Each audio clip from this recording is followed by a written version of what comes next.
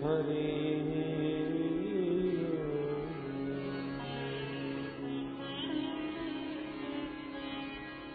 श्री गणेशाय नमः।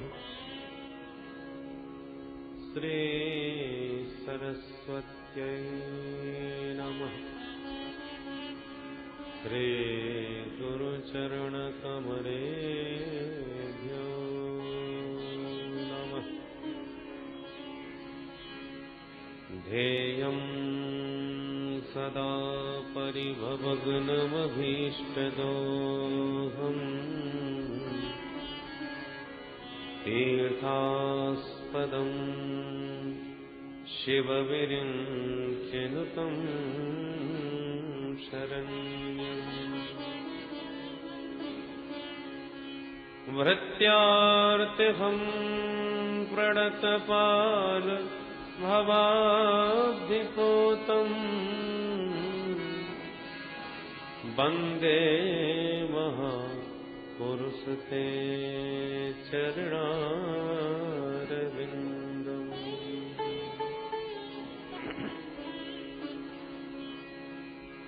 वंशी विभूषितकरान् नवनीरदाभात् पीताम्बरा तरुणबिम्बफलाधरोष्ठात् पूर्णेन्दुसुन्दरमुखादरविन्दनेत्रात् कृष्णात् परं किमपि तत्त्वमहं न जाने। नारायणं नमस्कृत्य नरं चैव नरोत्तमम्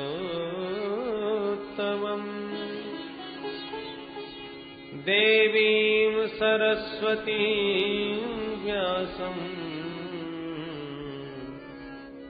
ततो जयमुदीरये।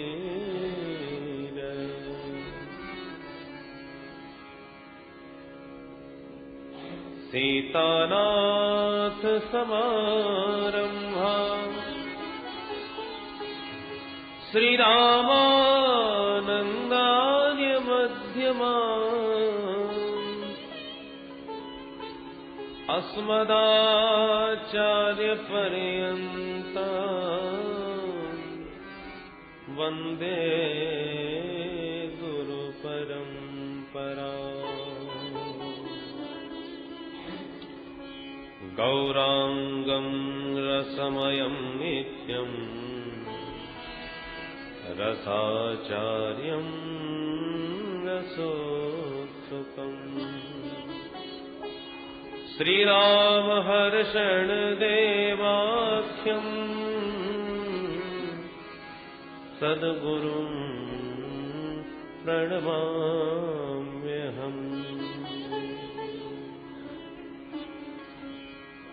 जय जय श्री राधारमण जय जय नवल किशोर जय गोपी चित चोर प्रभु जय जय माखन चोर।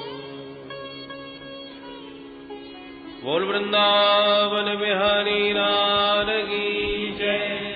श्री सद्गुरुदेव भगवान की जय।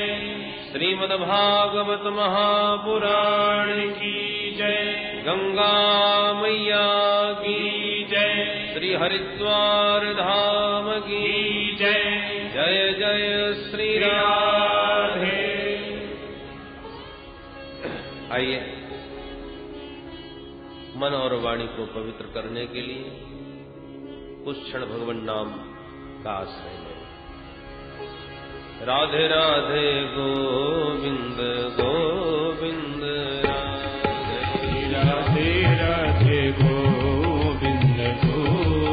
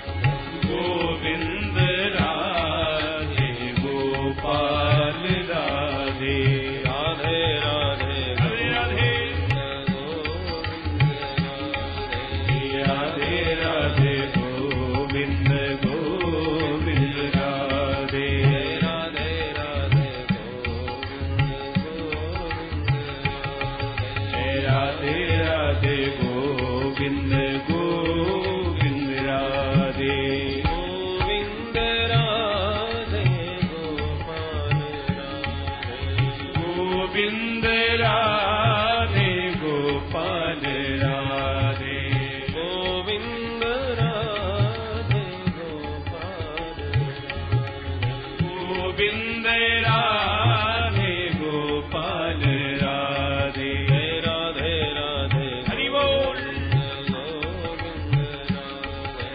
राधे राधे गोविंद हरि बोल गोविंद राधे राधे राधे राधे राधे गोविंद गोविंद राधे राधे राधे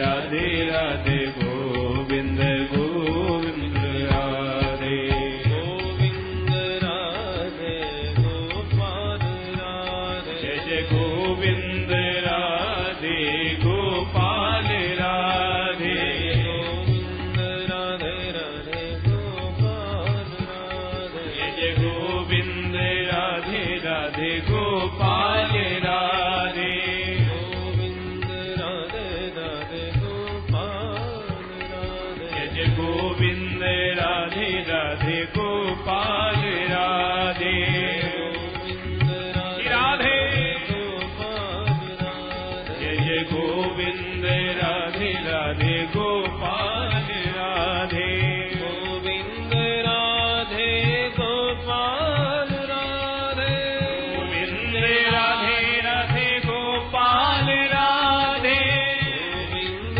राधे राधे गोपाल राधे गोविंद राधे राधे गोपाल राधे गोविंद राधे गोपाल राधे गोविंद राधे गोपाल राधे गोविंद राधे राधे गोपाल राधे गोविंद राधे राधे गोपाल राधे गोविंद राधे गोपाल राधे गोविंद राधे गोपाल राधे गोविंद राधे गोपाल राधे गोविंद राधे गोपाल राधे राधे राधे राधे गोविंद राधे जय राधे राधे गोविंद गोविंद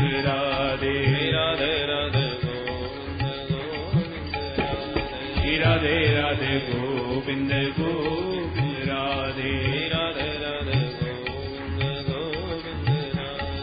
राधे राधे गोविंद गोविंद राधे राधे राधे गोविंद गोविंद राधे राधे राधे गोविंद गोविंद राधे राधे राधे गोविंद गोविंद राधे गोविंद राधे गोपाल राधे गोविंद राधे गोपाल राधे गोविंद राधे गोपाल राधे गोविंद राधे गोपाल राधे गोविंद राधे गोपाल राधे गोविंद राधे गोपाल राधे राधे राधे गोविंद गोविंद राधे राधे राधे गोविंद गोविंद राधे राधे राधे गोविंद गोविंद राधे राधे राधे गोविंद गोविंद राधे राधे राधे राधे राधे गोविंद राधे राधे राधे राधे गोविंद राधे राधे राधे राधे राधे गोविंद राधे राधे राधे राधे गोविंद राधे राधे राधे राधे राधे गोविंद राधे राधे राधे राधे गोविंद राधे राधे राधे गोविंद गोविंद राधे राधे राधे गोविंद गोविंद राधे राधे राधे गोविंद गोविंद राधे राधे राधे गोविंद गोविंद राधे राधे राधे गोविंद गोविंद राधे राधे राधे गोविंद गोविंद राधे राधे राधे राधे राधे गोविंद राधे राधे राधे राधे राधे गोविंद राधे गोविंद राधे गोपाल राधे गोविंद राधे गोपाल राधे गोविंद राधे गोपाल राधे गोविंद राधे गोपाल राधे गोविंद राधे गोपाल राधे गोविंद राधे गोपाल राधे गोविंद राधे गोपाल राधे गोविंद राधे गोपाल राधे बोल राधा गोविंद भगवान की जय भक्त वत्सल भगवान की जय जय जय श्री राधे।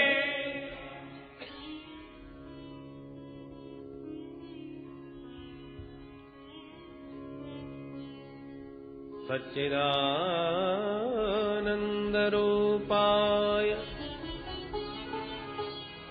विश्वोत्पत्त्यादिहेतवे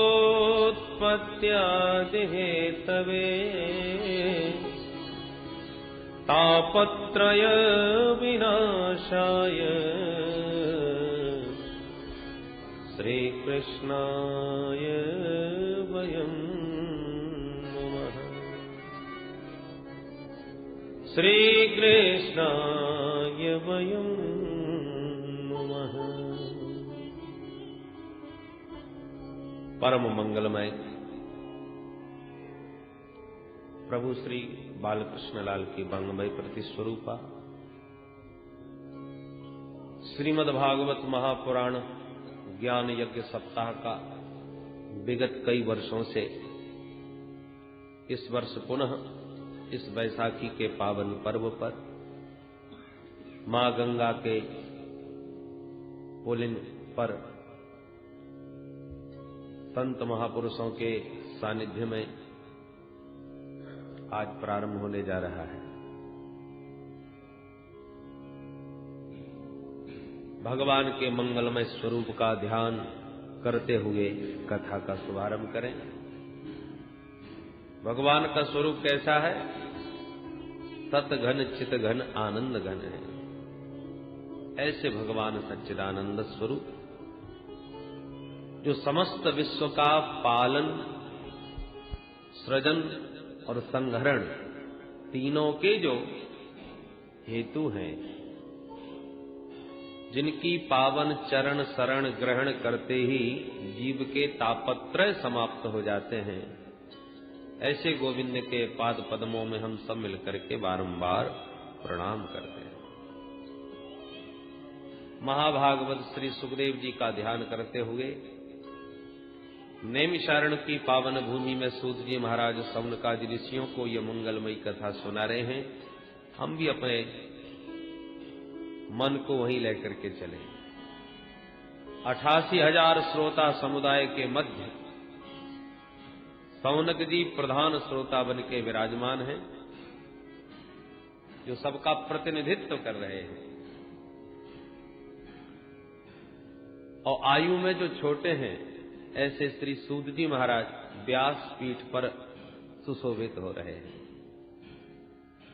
सौनक जी महाराज आयु में बड़े हैं, पर वयोवृद्ध होकर के भी श्रोता बन करके बैठे हैं।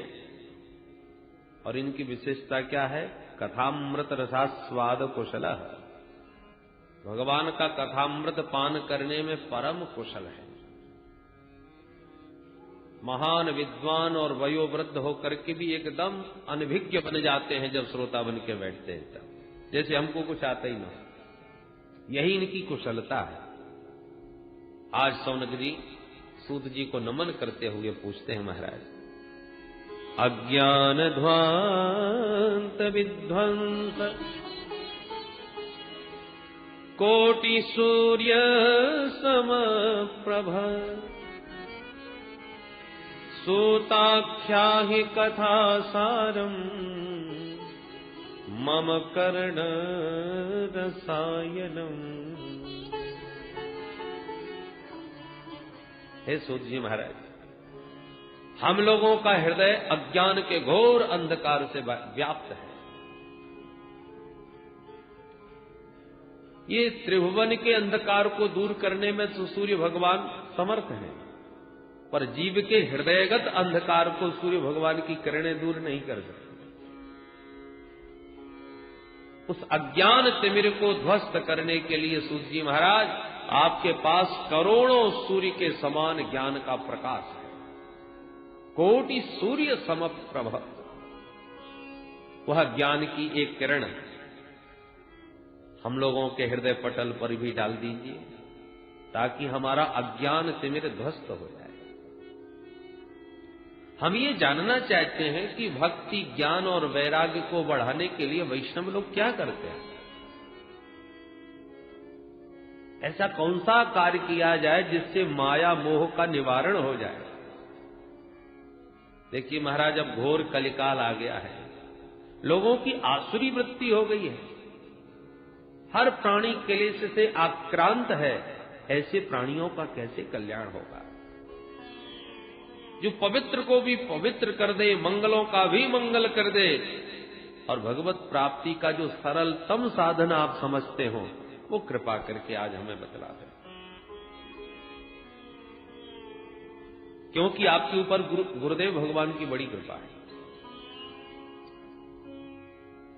संसार में किसी को चिंतामणि मिल जाए,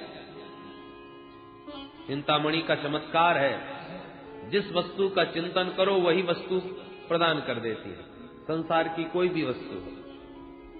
और कल्प वृक्ष का भी चमत्कार है, उसके नीचे जो कल्पना करो वो स्वर्ग की संपत्ति को भी प्रकट कर देगा।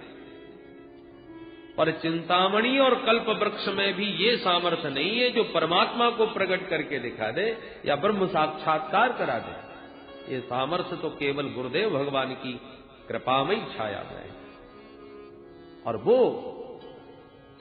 कृपामयी छाया गुरुदेव भगवान की आपको प्राप्त है सूत जी महाराज।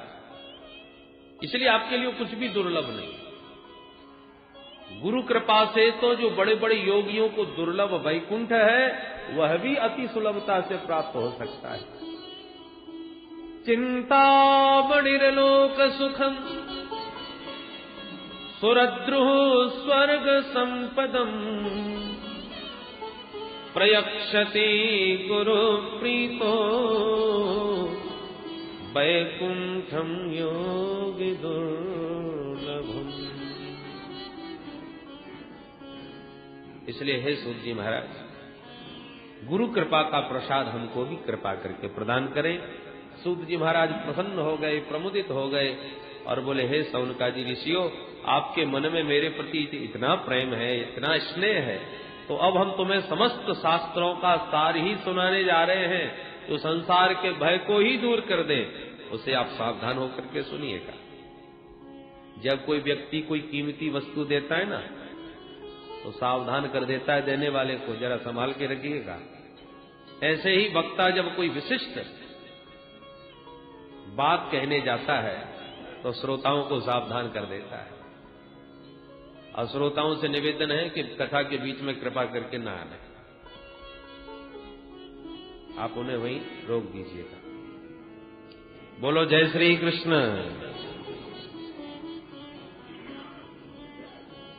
सूत जी कहते हैं, ऋषियों, संसार में सबसे बड़ा डर काय का है? मरने का। मृत्यु का भय प्रत्येक प्राणी को भयाक्रांत रखता है, और इसका नाम है मृत्युलोक। जो आया है उसका जाना सुनिश्चित है। संसरती इति संसार, ये सरकता रहता है, खिसकता रहता है। कोई कितना भी पकड़ने का प्रयास करे, ये किसी की पकड़ में नहीं आता। तो संसार सरक रहा है और हम चाहते हैं कि ऐसा ही बना रहे हमारे पास, और हमारे चाहने पर भी जब हमारे से खिसक जाता है तो हमको बड़ा कष्ट देता है। तो इस संसार भय को समाप्त कर देने के लिए महाभागवत श्री सुखदेव जी महाराज ने श्रीमद् भागवत संहिता को कलिकाल में प्रकट किया है। कालव्याध मुखग्रास त्रास निर्णास हेतवे श्रीमद् भागवतम शास्त्रम कलौ कीरेण भाषितम्। कीरेण सुकेन भाषितम्। तोता बड़ा मीठा बोलता है, पर बोलता वही है जो उसे सिखाया जाता है। तो सुखदेव जी महाराज ने भी ये मीठा मधुर फल सबको दिया, जगत में कल्याणकारी भागवत रूपी फल प्रदान तो किया, पर ये मनमुखी फल नहीं है। उन्हें भी आचार्य परंपरा से जो प्राप्त हुआ वही उन्होंने संसार को दिया। महाराज परीक्षित के सामने मृत्यु का भय ही उपस्थित हुआ। 7 दिन में मरना सुनिश्चित हो गया। क्या किया जाए, कैसे कल्याण हो? उस समय महामुनि सुखदेव जी ने ही इस पावन संहिता के द्वारा महाराज परीक्षित को भय मुक्त कर दिया। पर ऋषियों, जैसे ही गंगा के तट पर सुखदेव जी भागवत संहिता का प्रवचन करने के लिए विराजमान हुए, देवताओं को पता चल गया। तो सारे देवता सुधा कुंभम गृहीत्वैव देवास्तत्र समागमन। देवता लोग अमृत का कलश लेकर के आए और सुखदेव जी को प्रणाम करके सामने अमृत का कलश रख दिया और बोले, महाराज, हमने जैसे ही सुना कि परीक्षित के सामने मृत्यु का भय उपस्थित हुआ है, इसलिए आप उन्हें कथा सुनाने जा रहे हैं भागवत की। पता लगते ही महाराज ये अमृत का कलश हम ले आए, ये अमृत पिला दीजिए परीक्षित को, तो ये मृत्यु भय से मुक्त हो जाएंगे। और इसके बदले में ये जो कथामृत आप इन्हें पिलाने जा रहे थे, वो सब हम देवताओं को पिला दीजिए। प्रपास्यामो वयम सर्वे श्रीमद्भागवतामृतम्।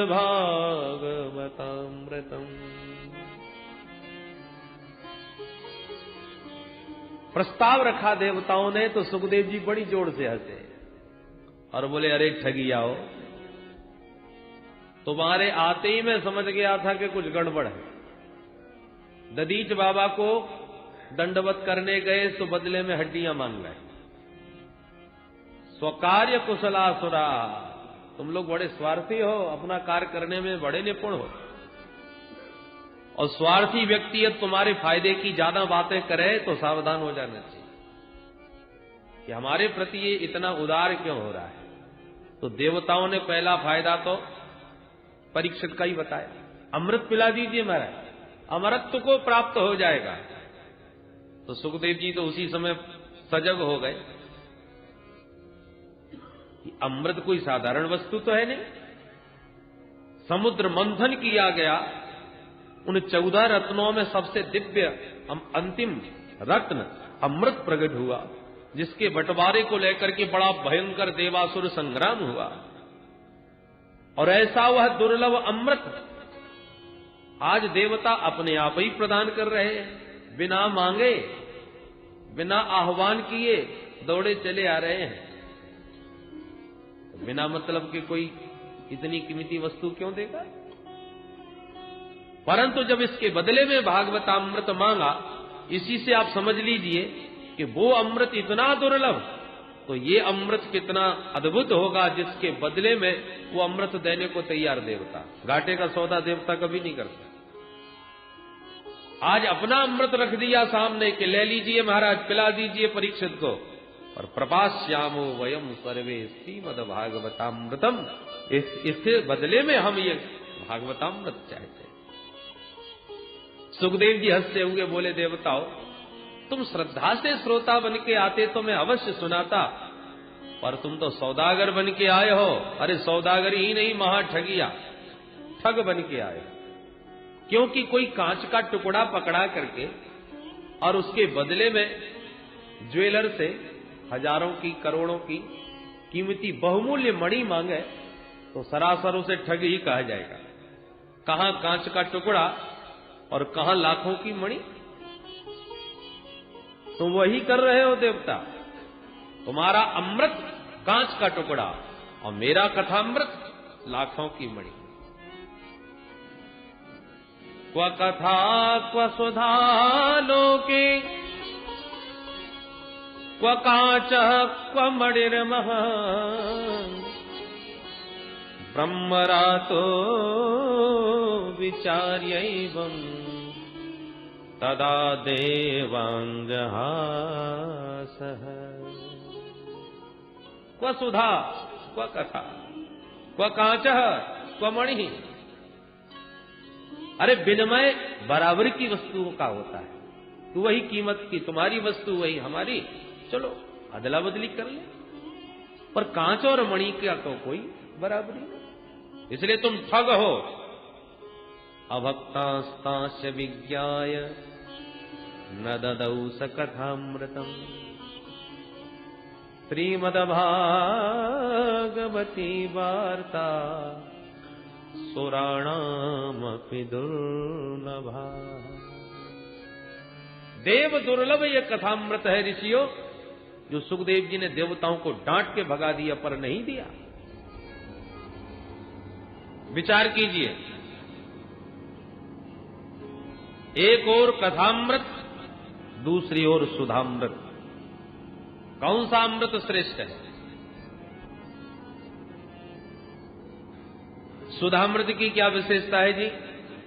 बोले सुधामृत का ये वैशिष्ट्य है कि जो बड़े बड़े सुकृतवान पुण्यात्मा जब इस मृत्यु लोक से देह त्याग करके स्वर्ग में पहुंचते हैं, तब उन्हें ये दिव्य अमृत प्राप्त होता है। और कथामृत की क्या विशेषता?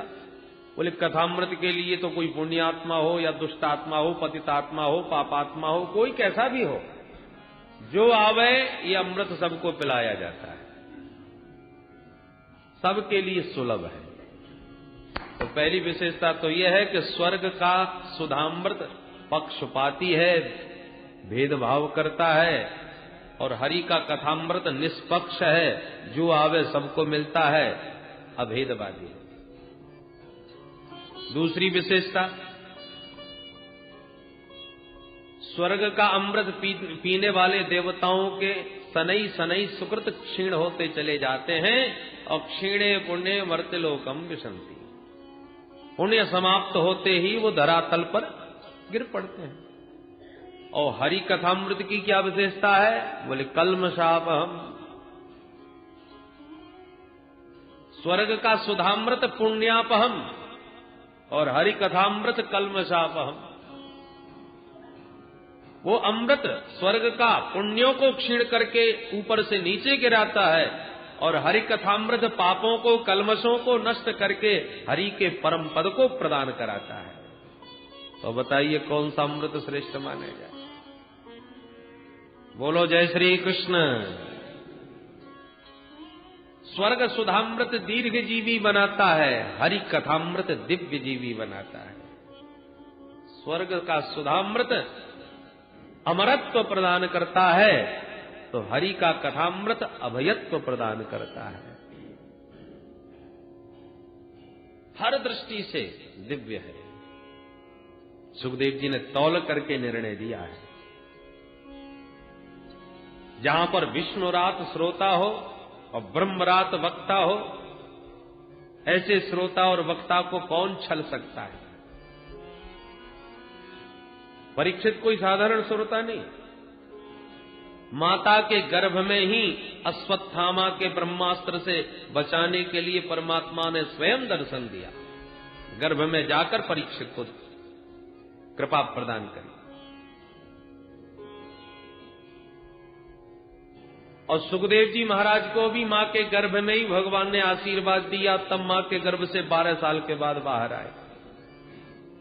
तो भागवत के मुख्य वक्ता और श्रोता दोनों ही मां के गर्भ में भगवान की कृपा का कवच धारण करके प्रकट भये हैं। इसलिए भला संसार में इनको छलने वाला, ठगने वाला कौन? हरि कथामृत के परम रसिक हैं। इसलिए सुखदेव जी ने डांट करके देवताओं को भगा दिया